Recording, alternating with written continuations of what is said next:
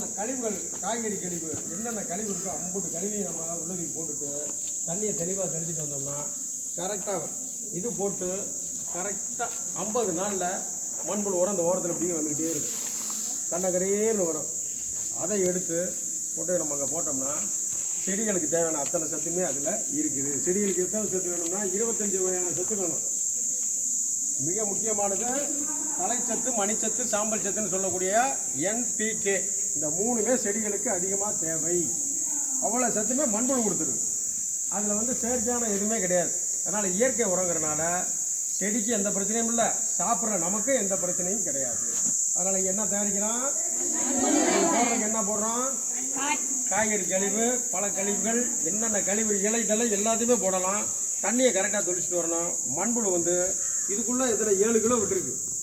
7 kilo மண்புழு அள்ளி உள்ளே தூக்கி போட்டிருக்கோம். போட்டு உரம் எடுத்துட்டான். இப்போ பழையபடி நம்ம மண்புழு போடணும். போட தான் வரும். மண்புழு கொடுக்கக்கூடிய அந்த உரமானது யாருக்கும் எந்த தீங்கும் இல்லாத சுற்றுச்சூழலை பாதுகாக்கக்கூடிய ஒரு அருமையான இயற்கை உரம். சரியாப்பா? வந்தால் சொல்லிடுவீங்களா? நீங்கள் இதே மாதிரி வீட்டில் பண்ணலாம். வீட்டில் எத்தனை தண்ணி தொட்டி போட வேண்டியதில்லை.